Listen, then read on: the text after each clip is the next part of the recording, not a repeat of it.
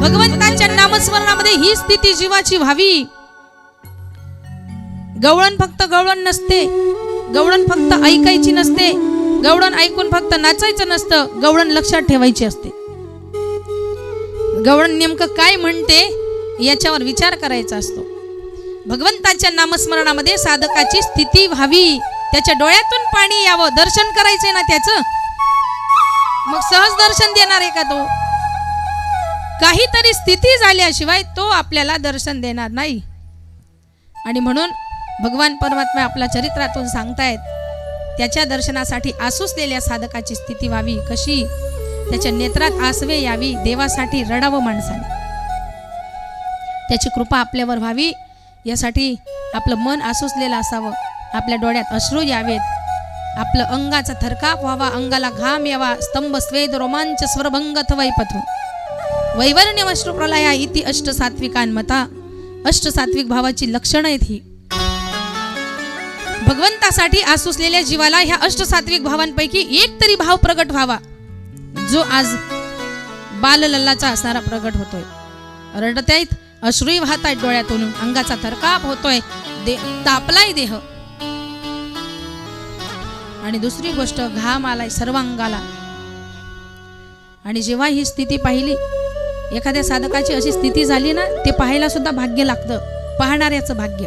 अष्ट सात्विक भाव ज्याला होत असतील भगवंताच्या नामस्मरणामध्ये, ते भाव पाहायला सुद्धा भाग्य लागतं. यशोदा मातेचं हो भाग्य. अनंत कोटी ब्रह्मांड नायक भगवान महादेवांना दर्शन देण्यासाठी आपली स्वतःची असणारी स्थिती, ती स्थिती बदलली.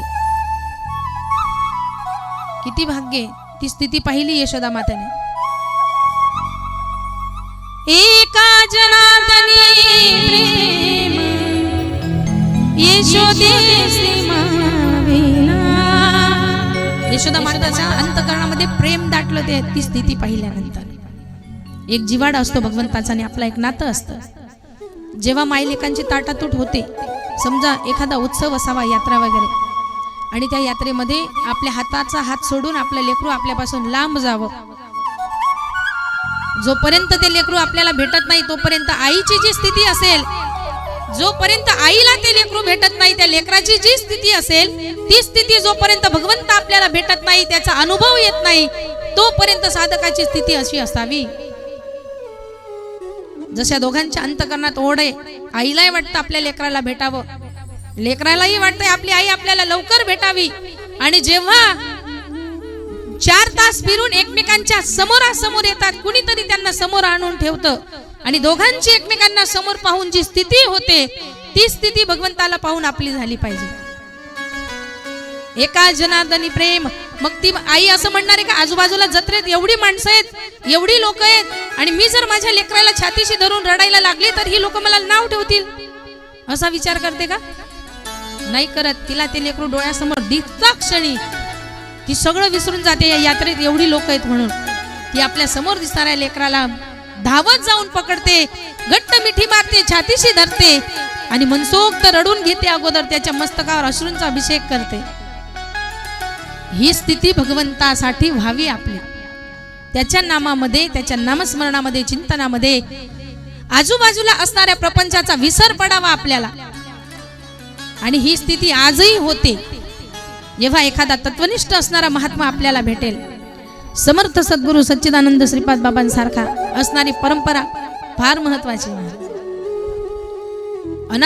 कालापासून चालत आलेल्या परंपरेचा आपण अनुग्रह घ्यावा, त्याचे आपण पाईक व्हावेत. आणि ही स्थिती ना जी गवळणींची व्हायची, ती स्थिती आजही या जगामध्ये होते. पण ते नाम आपल्या जवळ असेल तर त्या नामाचं चिंतन करता करता साधक देहभान हरपतो. जी स्थिती गवळणींची व्हायची, त्या स्थितीप्रमाणे स्थिती आजही आपली होते. त्याच्या नामस्मरणामध्ये नेत्रातून अश्रू वाहतात, अंगाचा थरकाप होतो, कुणी हसत, रडती, पडती, एकमेकावरी म्हणती आनंदाचा पुरा आला. अलौकिक असा क्षण असतो तो.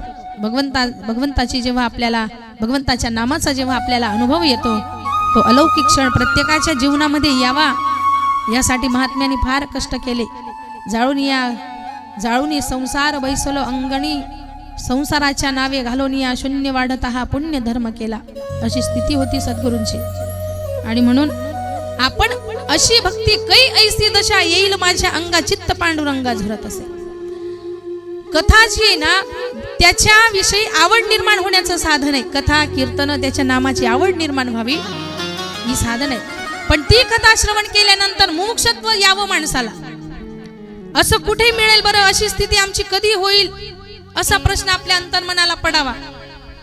जे आज आपण कथेतून श्रवण करतोय ते आपल्याला मिळेल का हे मुमुक्षत्व माणसाच्या मनामध्ये यावं.